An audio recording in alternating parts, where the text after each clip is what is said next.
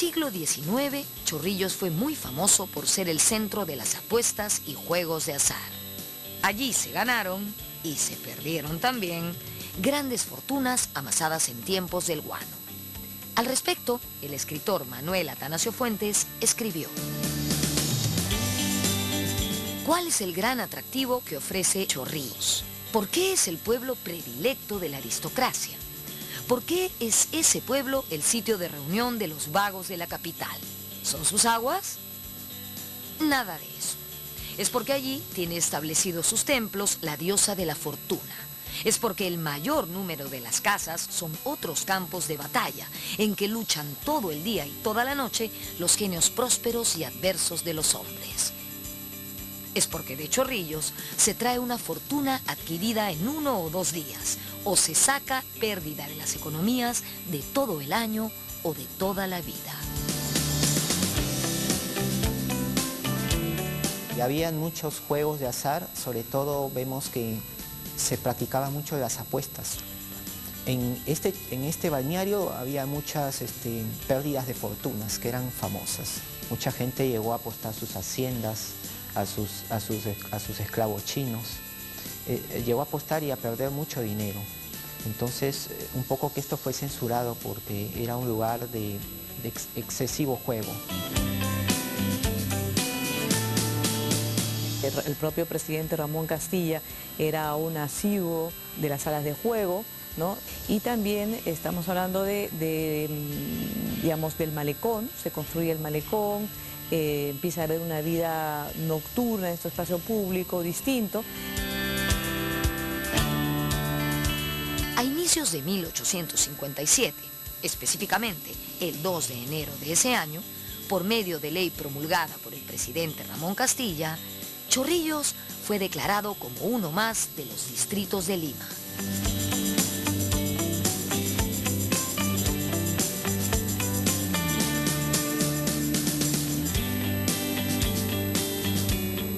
En la década de 1860, Chorrillos era el balneario favorito de las clases pudientes de la ciudad de Lima.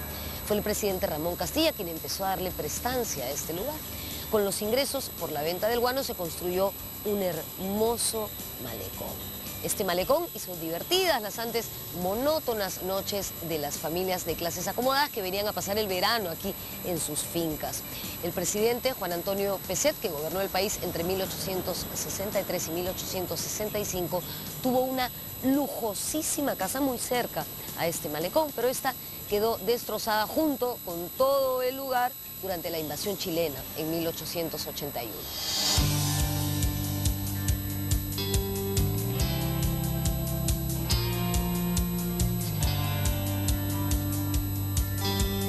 Gracias al tren que llega a este balneario, va a comenzar a llegar cada vez mayor cantidad de personas y van a llegar los presidentes.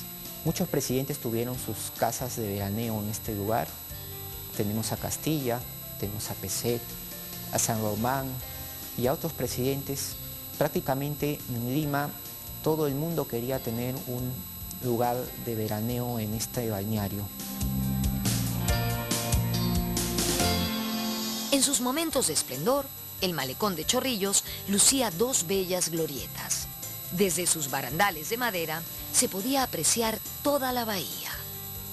El presidente Juan Antonio Pezet, que gobernó desde 1863 hasta 1865, continuó con la obra que había empezado Castilla. Embelleció el balneario dotándolo de alamedas y parques. Chorrillos se convirtió así en el balneario más hermoso del Pacífico Sur, comparado con los mejores de Europa.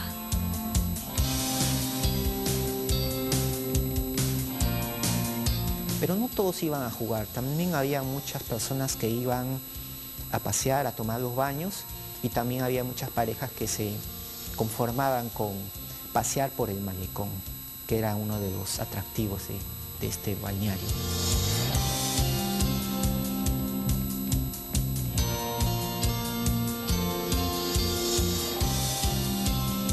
Como era un balneario, el movimiento se realizaba sobre todo en la temporada de verano.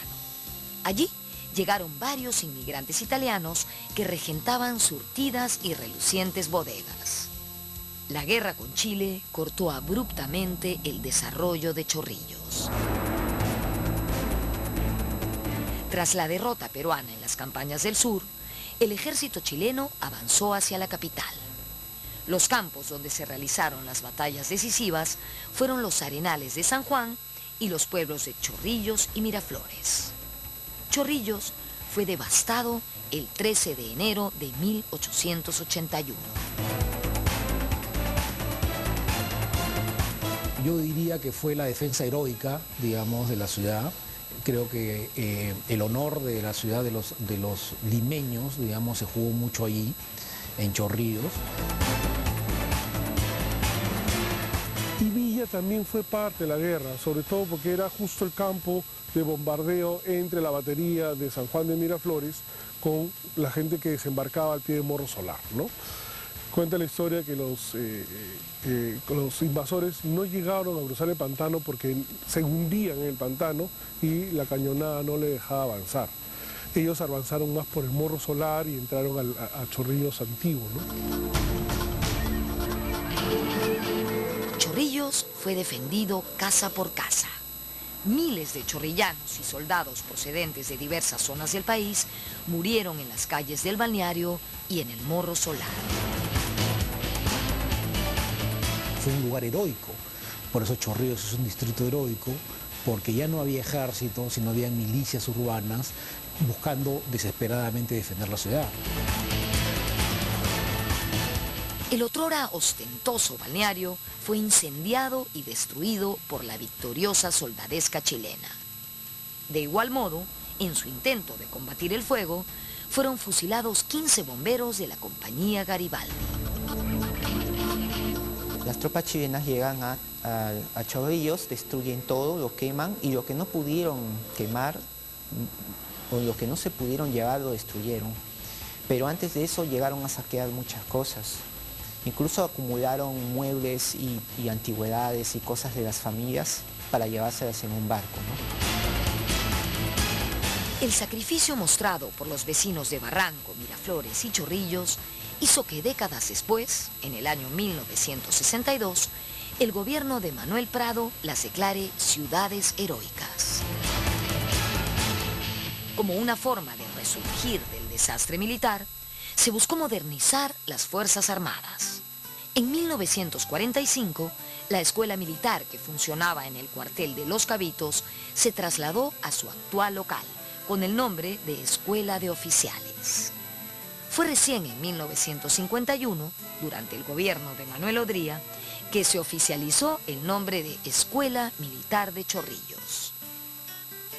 Dentro de la sociedad civil, una institución que lideró el proceso de reconstrucción fue el Club Regatas Lima.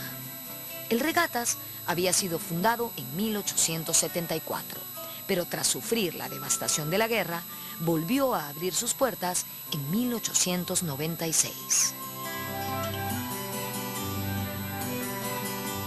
Son clubes que van a surgir para practicar lo que son las regatas, las competencias en botes, y ellos van a tener un papel muy importante durante la Guerra del Pacífico.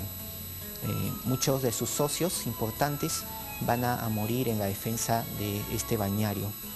Incluso existe un monumento a los defensores del Club de Regatas en el Cementerio Presbítero Maestro.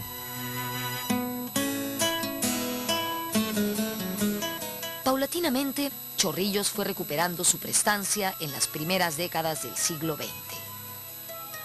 En septiembre de 1901, el presidente Eduardo López de Romaña dio el rango de ciudad a la hasta entonces Villa de Chorrillos. Se mejoró el trazo del balneario, la bajada de los baños y el malecón. Se abrió un casino y los faroles a gas fueron reemplazados por luz eléctrica. Era la época de la República Aristocrática. Las clases altas se lucían en el Club Regatas, en los baños, en las fiestas de carnavales, en el malecón y en el casino de Chorrillos.